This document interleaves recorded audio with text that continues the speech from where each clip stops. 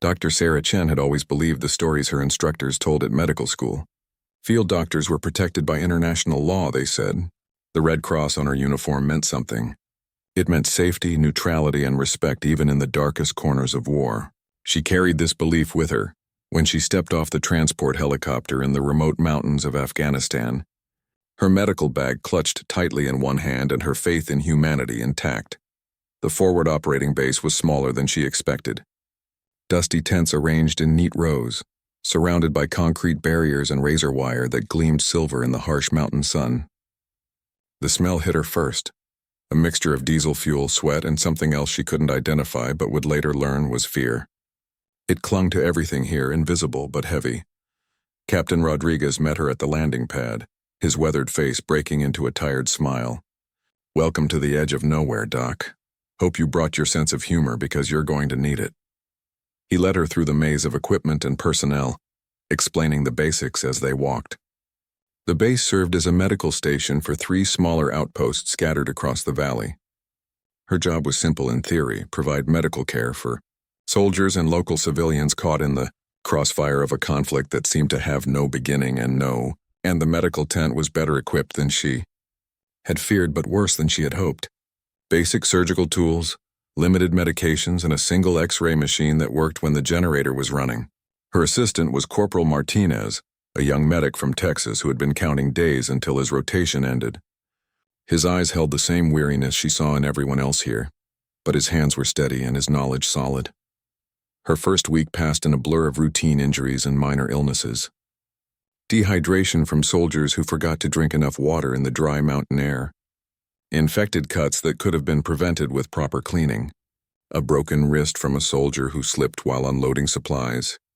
These were the kinds of cases she had trained for, the predictable problems of military life that existed even in peaceful times. The local villagers began arriving during her second week. An old man with diabetes who hadn't been able to get insulin for months. A pregnant woman whose baby was in breech position. Children with malnutrition that made their eyes seem too large for their faces. Sarah treated them all with the same care she gave to the soldiers, working through translators to explain treatments and medications. She noticed how differently the villagers looked at her compared to the soldiers. To the troops, she was Doc, the person who would patch them up and get them back to duty. But the villagers saw something else in her uniform and medical bag. They saw hope walking into their world of endless uncertainty. Their gratitude was overwhelming and humbling, expressed through gestures and broken English that somehow conveyed more than perfect words ever could. The intelligence briefings painted a picture of increasing rebel activity in the surrounding mountains.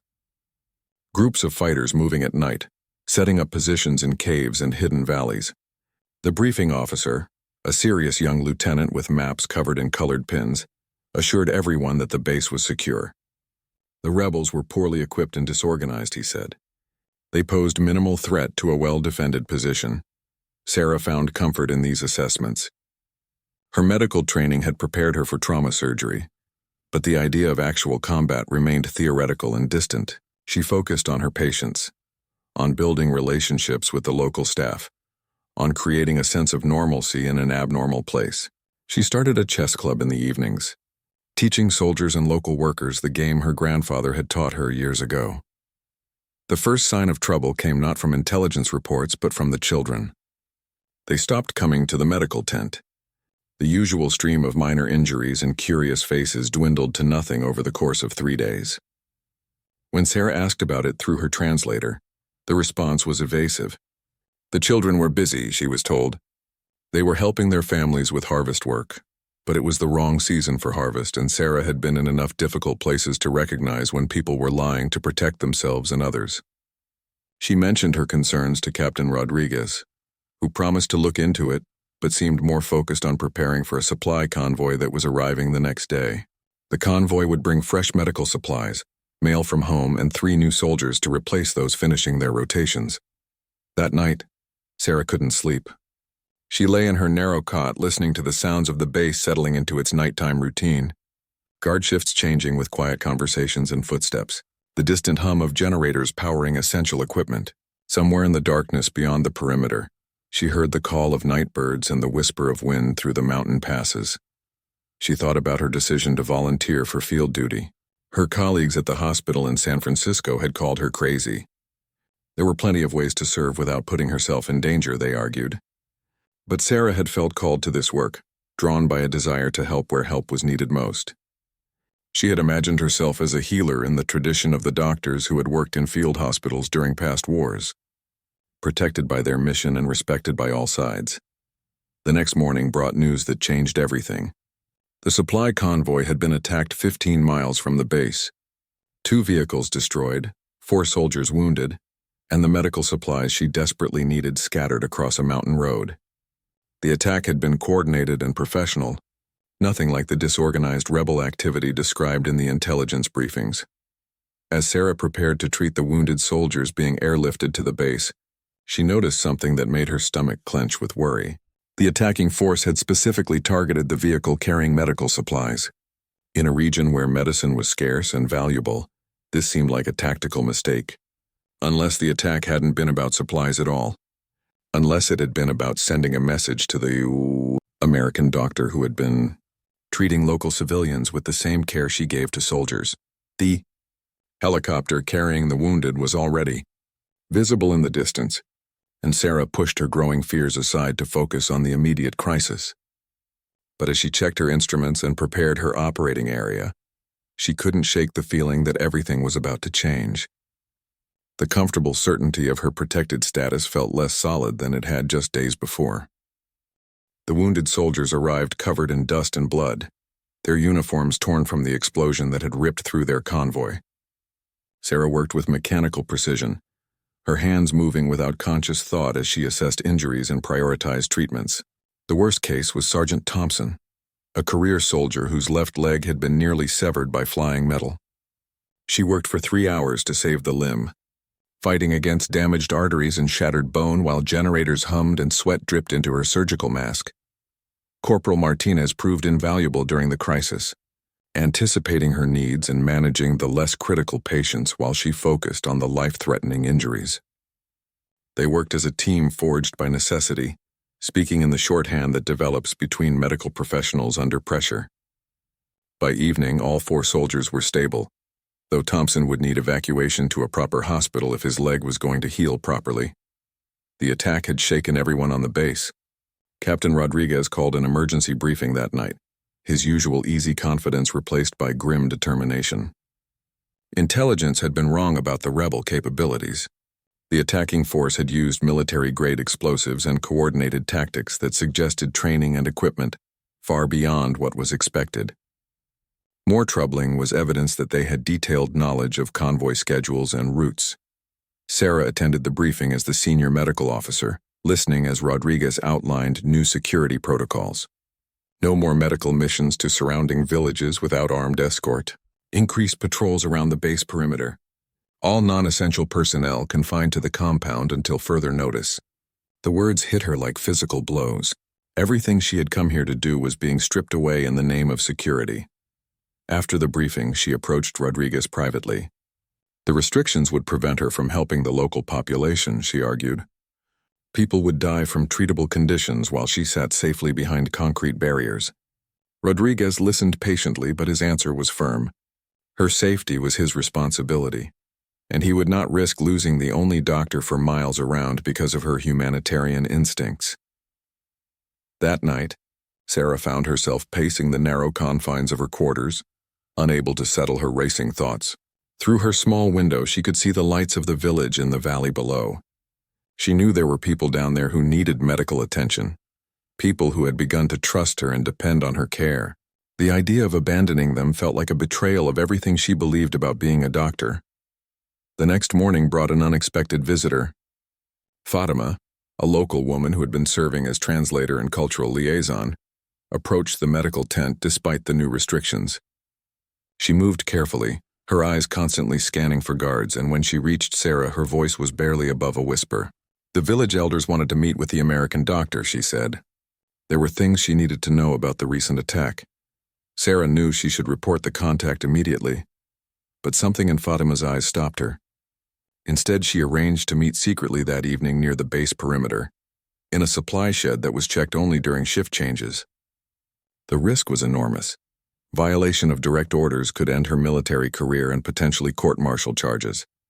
But her medical oath demanded that she at least listen to what the villagers had to say. The meeting lasted only 10 minutes, but it changed everything Sarah thought she knew about her situation. The village elder, a dignified man named Hassan who spoke careful English, delivered news that made her blood run cold. The attack on the convoy had not been random or opportunistic. It had been carried out by a group specifically targeting her medical work in the region. The rebels, Hassan explained, saw her treatment of local civilians as a threat to their control over the population. They had spread propaganda claiming that American medical care came with hidden costs, information gathering, loyalty demands, eventual enslavement to Western interests. Her genuine desire to help was being twisted into something sinister and dangerous. But the news got worse. Intelligence sources in the village had learned that the rebel group was planning a direct attack on the medical facility. They wanted to capture or kill the American doctor to send a message about foreign interference in local affairs. The attack on the convoy had been a test of base security and response times. The real assault was coming soon. Hassan's words hit Sarah like a physical blow. Everything she had believed about her protected status was crumbling. The red cross on her uniform that was supposed to guarantee her safety had instead painted a target on her back. Her efforts to heal had made her an enemy combatant in the eyes of people she had never harmed. She thanked Hassan for the warning and slipped back to her quarters, her mind reeling with implications. She should tell Rodriguez immediately, but the captain already believed the local population couldn't be trusted. This information would only confirm his prejudices and likely result in even harsher restrictions on civilian contact. The village would be treated as hostile territory, and the people she had come to help would suffer even more. The next few days passed in a haze of normal medical duties performed under extraordinary tension. Every helicopter approaching the base made her pulse quicken. Every unusual sound at night sent her hand reaching for the radio beside her bed. She found herself studying the faces of local workers, wondering if any of them were reporting her movements to hostile forces. Corporal Martinez noticed her distraction, but attributed it to stress from the recent attack. He tried to lighten the mood with stories from home and jokes that had been funny before everything changed. Sarah appreciated his efforts but found it impossible to return to the easy camaraderie they had developed. Knowledge of the coming threat sat in her stomach like a stone, heavy and indigestible. Her medical work continued, but now every decision carried additional weight. When she treated a local child's broken arm, was she putting the base at risk? When she provided medication for a village woman's infected wound, was she giving the rebels more reason to attack? The moral clarity that had driven her to volunteer for field duty was disappearing, replaced by impossible calculations of risk and benefit. A week after Hassan's warning, the signs began appearing that something was building in the mountains. Increased radio chatter picked up by intelligence units. Unusual movement patterns observed by drone surveillance. Village families suddenly leaving their homes for unexplained visits to relatives in distant areas. Even the base's guard dogs seemed more alert, their ears constantly pricked for sounds beyond human hearing. Captain Rodriguez ordered additional security measures, but Sarah could see the strain beginning to show in his face. The base was isolated and vulnerable, dependent on air support that might not arrive in time if the weather turned bad or the attack came from multiple directions simultaneously. They were strong enough to repel a disorganized assault, but intelligence now suggested they were facing something much more sophisticated. The attack came at dawn on a Tuesday, precisely when the base was most vulnerable during shift change. Sarah woke to the sound of explosions that seemed to come from every direction at once, the walls of her quarters shaking with each blast. She rolled from her narrow cot onto the floor, her medical training kicking in even as terror flooded her system. Wounded soldiers would be coming, and they would need her hands steady regardless of her fear. The first mortar rounds had targeted the communications array and the helicopter landing pad, cutting the base off from outside support and preventing evacuation. It was a professional assault, executed with timing and precision that spoke of careful planning and detailed intelligence.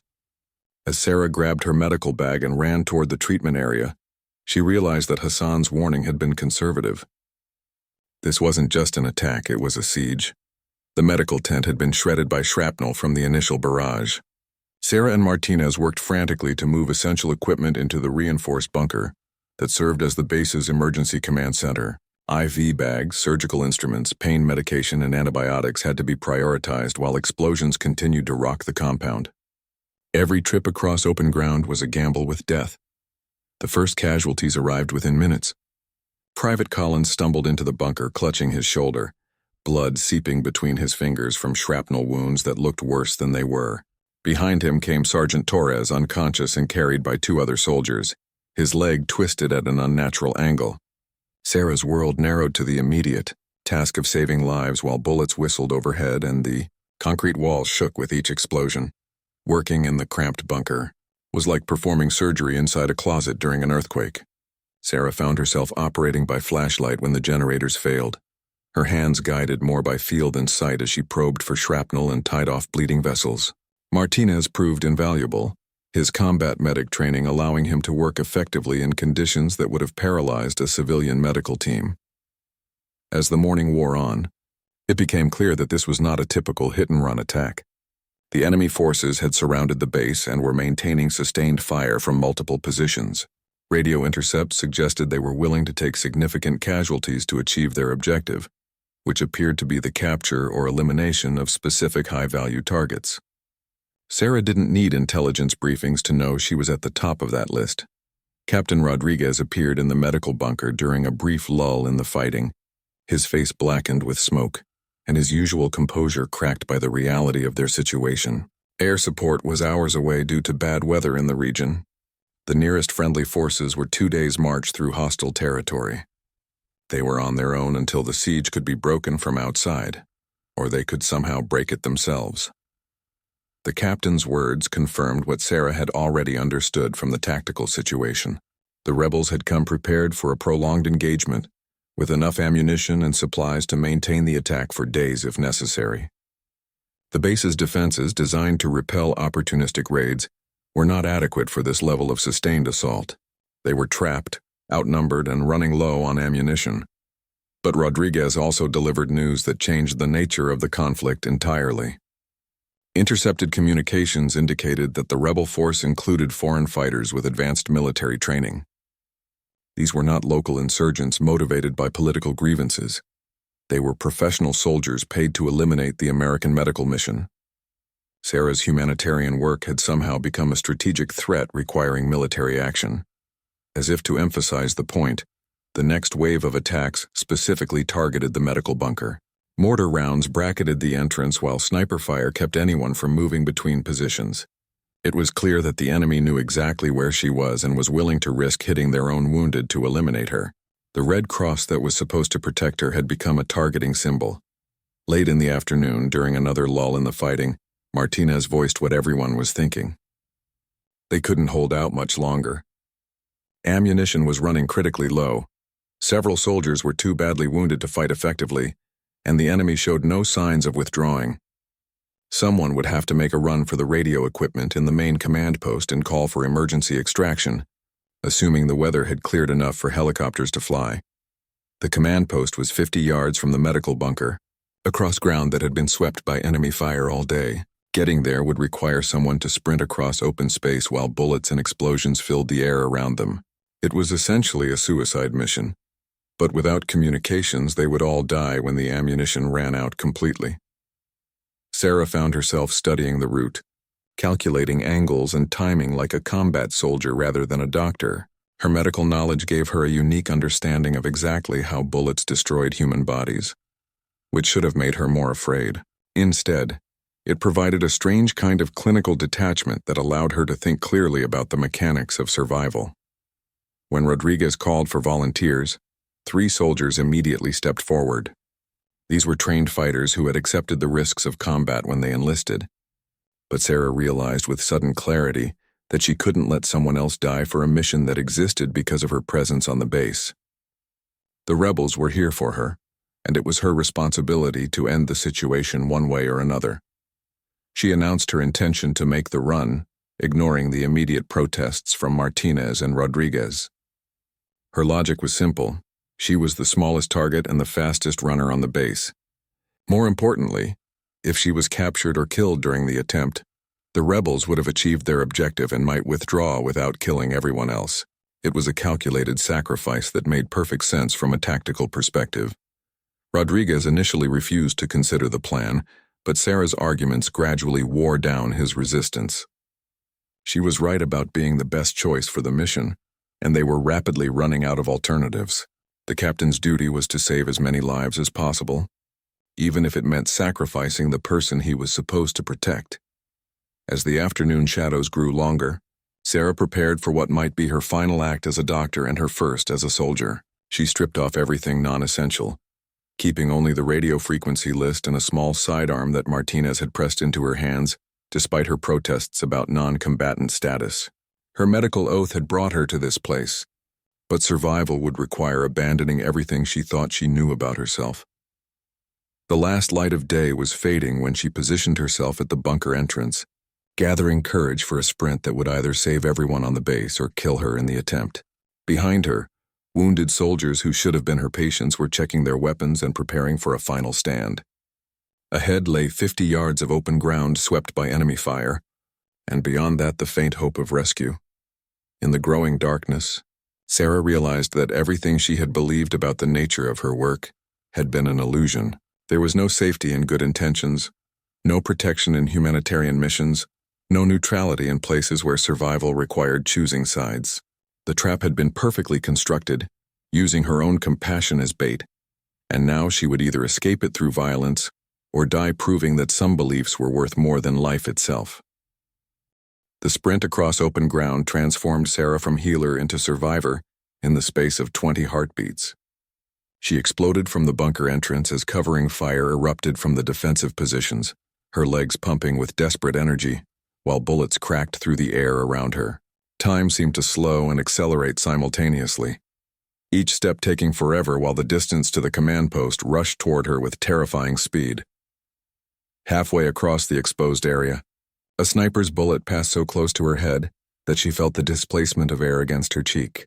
Her medical knowledge screamed warnings about hydrostatic shock and tissue damage, while her body continued running on pure survival instinct. She zigged left then right, following no pattern except the random firing of neurons in a brain focused entirely on reaching cover. She hit the command post door at full speed, her shoulder slamming into the reinforced wood hard enough to leave bruises she wouldn't notice for days. Inside, the radio equipment had been damaged by shrapnel but was still functional. Her hands shook as she tried to remember the emergency frequencies drilled into every person on the base, her medical training providing no preparation for the adrenaline coursing through her system. The first transmission went unanswered. Static filled the airwaves where rescue helicopters should have been responding to her desperate calls for immediate evacuation. Sarah forced herself to slow down, to speak clearly into the microphone despite the continued explosions outside.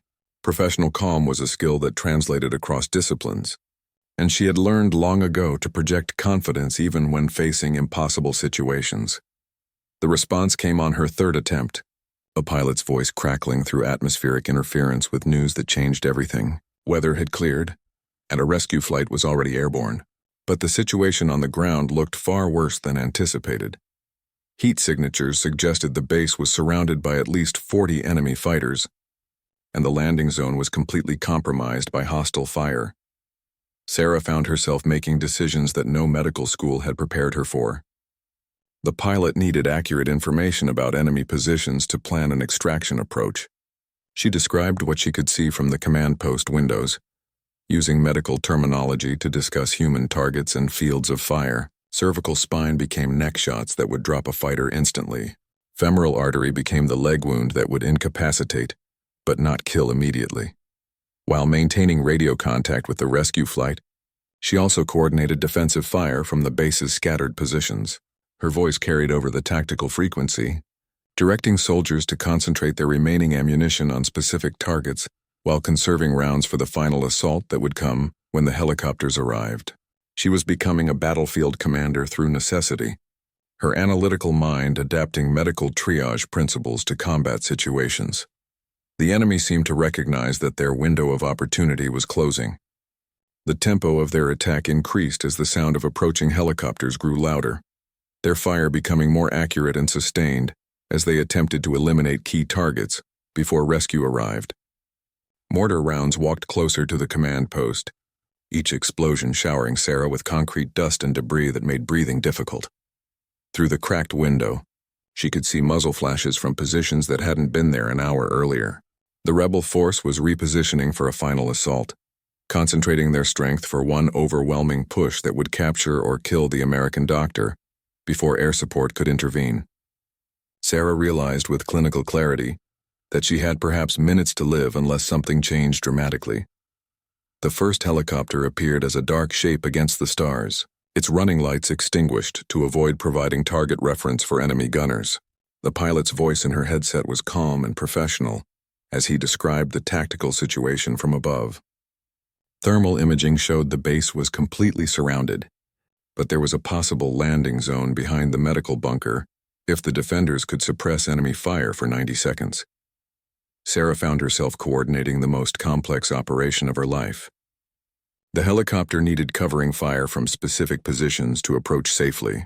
The wounded soldiers in the medical bunker had to be moved to the landing zone. The base's remaining defenders needed to concentrate their fire on predetermined targets while conserving ammunition for the extraction itself. Every element had to work perfectly, or everyone would die. She issued orders with the same authority she had used to direct surgical teams during trauma operations, her voice carrying clearly over the radio frequency despite the chaos around her. Soldiers who had never received commands from a doctor found themselves following her instructions without question, recognizing competence and determination that transcended traditional military hierarchies. The helicopter's approach triggered the most intense fighting of the entire siege. Enemy fire converged on the aircraft from multiple directions, while the defenders used their last ammunition to suppress hostile positions. Sarah watched through the command post windows as tracers arced through the darkness like deadly fireworks, her medical knowledge providing unwanted details about what each hit would do to human flesh. But her transformation was not complete. As the helicopter touched down behind the medical bunker, Sarah made a decision that surprised even her. Instead of running immediately for the extraction point, she sprinted back across the open ground toward the medical bunker, where wounded soldiers waited for evacuation. The same 50 yards that had nearly killed her an hour earlier had to be crossed again, this time while carrying medical equipment that couldn't be abandoned. The return sprint was different from her first crossing. Enemy fire was concentrated on the helicopter, giving her a slightly safer corridor, but she was carrying additional weight and moving toward a target that every rebel fighter was trying to destroy. Her legs burned with lactic acid buildup while her lungs struggled to process air thick with smoke and chemical residue from explosives. She reached the medical bunker as the first wounded soldiers were being moved toward the helicopter. Sergeant Thompson, whose leg she had fought to save days earlier, was unconscious from pain medication but still breathing steadily. Corporal Martinez had organized the most critical cases for priority evacuation, his combat medic training proving invaluable in the chaos of extraction under fire. Together, they carried wounded soldiers across ground that was being swept by automatic weapons fire, Sarah's medical training guiding her to protect injuries, while Martinez's military experience guided them along covered routes between defensive positions. They worked as a team forged by crisis, each understanding their role in keeping everyone alive long enough to reach safety. The helicopter could only remain on the ground for minutes before fuel consumption and enemy fire made extraction impossible. Sarah found herself making the same kind of triage decisions she had trained for in trauma surgery, but now the resources being allocated were space on an aircraft rather than operating room time. Every person who boarded meant someone else might have to stay behind. As the last wounded soldier was loaded onto the helicopter, Sarah realized that Captain Rodriguez was not among the passengers. He appeared at the aircraft door just as the pilot was preparing to take off, his face grim with the weight of command decisions. Half his remaining soldiers would have to stay behind to provide covering fire for the helicopter's departure, he explained. Someone had to buy time for the rescue flight to clear the engagement zone. Sarah made her final transformation in that moment, refusing to board the helicopter while soldiers remained behind.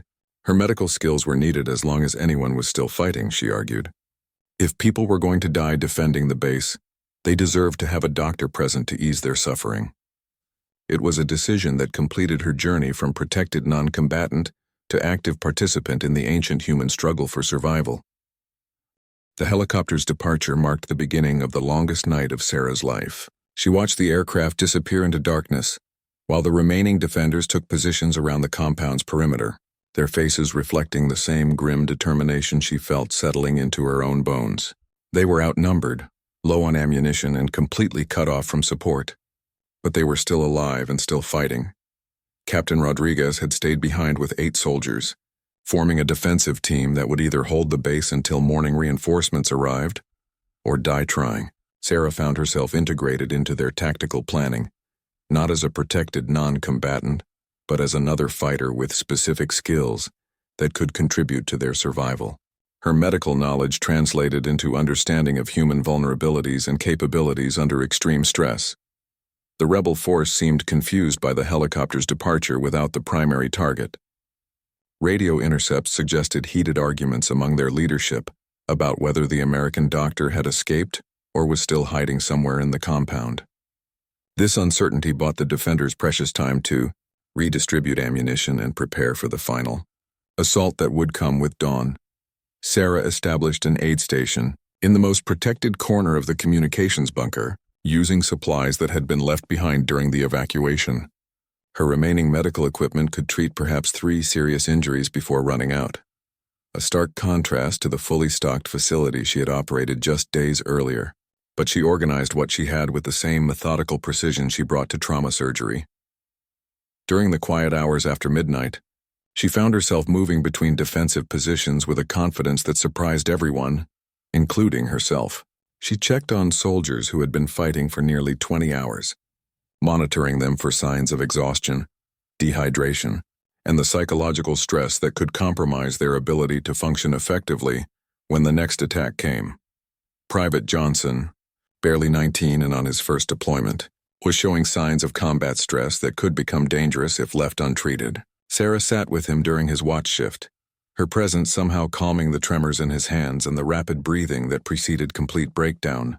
She had learned to recognize these symptoms in emergency room settings, but treating them in a combat zone required different techniques. Her conversations with the soldiers revealed how completely her role had changed in their minds. They no longer saw her as someone to be protected, but as someone who would fight alongside them when the time came. The sidearm Martinez had given her was no longer a symbolic gesture, but a practical tool she might need to use before sunrise. As the first gray light appeared on the horizon, the enemy began their final assault. This time there was no preliminary bombardment, no warning shots to herald the attack. The rebels simply materialized from the pre-dawn shadows like ghosts, their movements coordinated and professional as they closed the distance to the base perimeter.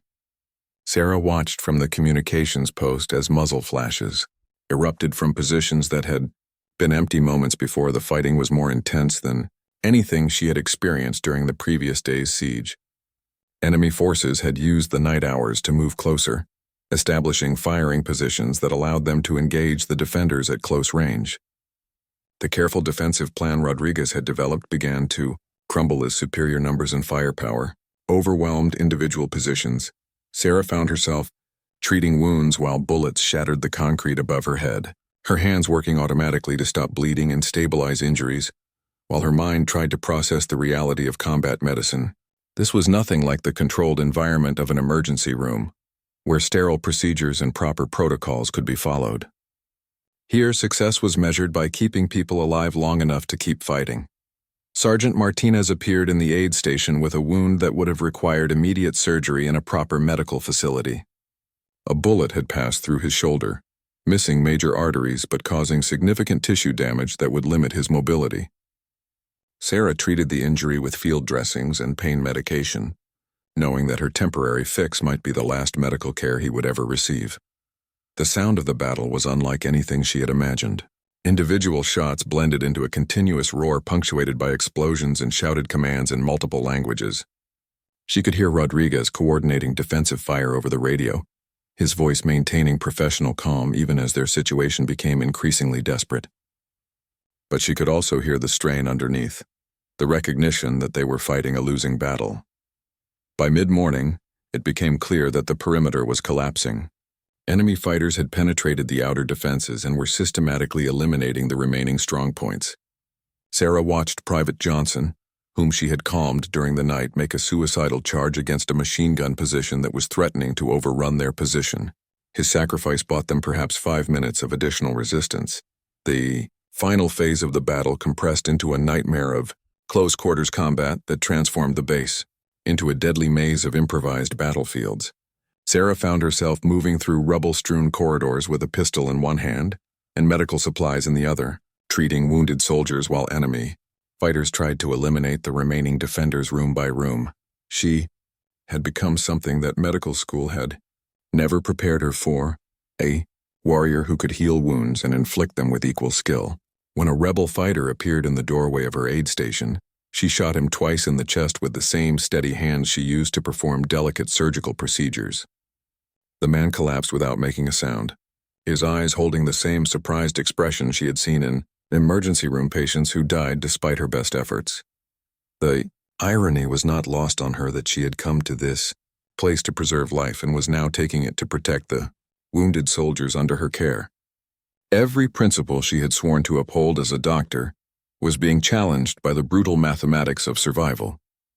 But she found that her core mission remained unchanged, protecting those who could not protect themselves regardless of the methods required. As the morning wore on, the sounds of battle began to shift. The concentrated gunfire that had defined the assault was being replaced by more sporadic shooting and longer periods of silence. Radio traffic suggested that something was happening in the valley beyond the base, but Sarah was too focused on immediate survival to analyze the tactical implications. Captain Rodriguez appeared at her aid station during one of these quiet periods, his uniform torn and his face bearing the marks of close combat. His report was delivered in the same professional tone he might have used for a routine status briefing, but the content revealed how completely their situation had deteriorated. They were down to 3 effective fighters plus Sarah, surrounded by enemy forces, and facing elimination within hours unless something miraculous occurred. But miracles, Sarah had learned, were usually the result of human determination rather than divine intervention. As she prepared for what might be the final phase of their resistance, she realized that her transformation was complete. She was no longer the idealistic doctor who had arrived believing in the protection of international law and humanitarian principles. She had become someone harder and more realistic, someone who understood that survival sometimes required abandoning everything you thought you believed about yourself. The rescue came not from the sky but from the mountains, in the form of Hassan and 30 village men armed with hunting rifles and decades of knowledge about fighting in their homeland. They had been moving through hidden paths since before dawn, using terrain knowledge passed down through generations to outflank the rebel force that had trapped the American base. Sarah first heard their attack as a change in the rhythm of gunfire from the valley below. The concentrated assault on the base perimeter suddenly became confused as the rebels found themselves caught between 2 forces. Hassan's men had positioned themselves to cut off the enemy's escape routes, while simultaneously relieving pressure on the surviving defenders. The tactical situation reversed itself with startling speed. Enemy fighters who had been methodically eliminating the last American positions found themselves exposed to fire from unexpected directions. The rebels' advantage in numbers and equipment meant nothing when they couldn't establish clear fields of fire or secure their flanks against attackers who knew every rock and ravine in the surrounding mountains. Captain Rodriguez appeared at Sarah's aid station with news that seemed impossible after the desperate hours they had endured. The enemy force was withdrawing in disarray, their coordination broken by Hassan's surprise attack. But the captain's expression remained grim as he delivered additional information that complicated their apparent salvation. Intelligence intercepts suggested the rebel withdrawal was tactical rather than final. They were regrouping in prepared positions further up the valley, positions that would allow them to resume the siege with better defensive arrangements. Hassan's intervention had bought time but not safety, and the village militia lacked the heavy weapons needed to dislodge a determined enemy from fortified positions. Sarah found Hassan in the compound's central courtyard, directing his men with quiet authority while surveying the damage from the prolonged battle. His weathered face showed no satisfaction at the successful rescue, only the concerned calculation of someone who understood that the larger conflict was far from resolved. When their eyes met, she saw acknowledgement. of how completely she had changed from the idealistic doctor he had first warned about the coming danger. Their conversation was brief and conducted in the mixture of English and gestures that had become their common language during her time in the region. Hassan's message was clear. The foreign fighters leading the rebel force were not locals motivated by political grievances, but professionals hired to eliminate specific targets. Her medical work had been perceived as a strategic threat requiring military action, and those who had paid for the attack would not abandon their objective easily. But Hassan also delivered information that reframed everything Sarah thought she understood about her situation. The village elders had not merely decided to help the trapped Americans out of gratitude for medical care. They had recognized that the rebel force represented a threat to their own independence and traditional way of life. The attack on the base had been a test of strength that would determine who controlled this part of the mountain region. Sarah realized that she had become an unwilling participant in a much larger conflict about the future of the entire valley.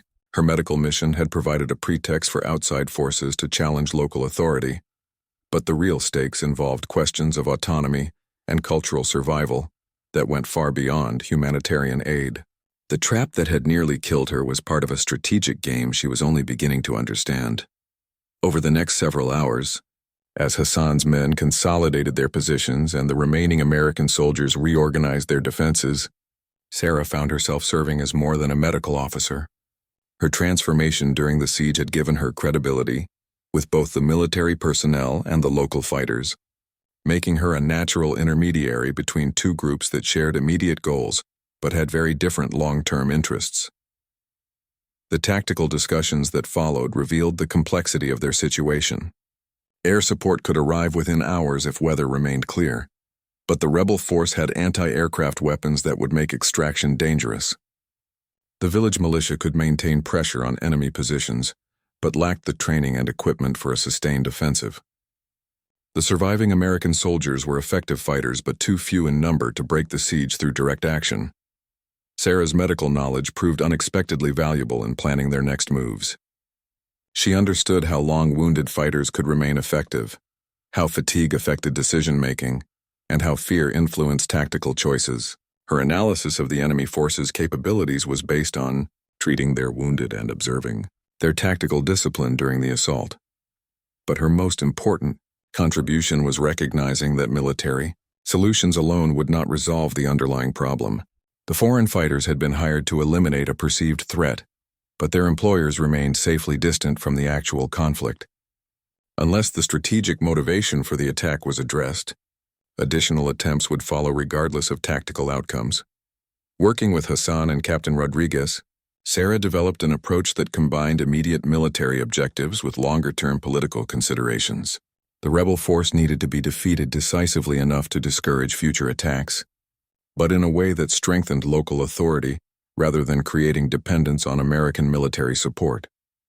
The plan they developed was audacious in its simplicity. Instead of waiting for air support or attempting a fighting withdrawal, they would launch a coordinated attack designed to capture rather than kill the rebel leadership. Hassan's men would provide local legitimacy for the operation while the American soldiers contributed superior firepower and tactical expertise. Sarah's role in the final assault was unlike anything she could have imagined. When she first arrived at the base weeks earlier, she served as field medic for both American and local fighters, treating wounds and monitoring the physical condition of combatants who were pushing their bodies beyond normal limits. But she also carried a weapon and used it when necessary to protect wounded fighters who could not protect themselves.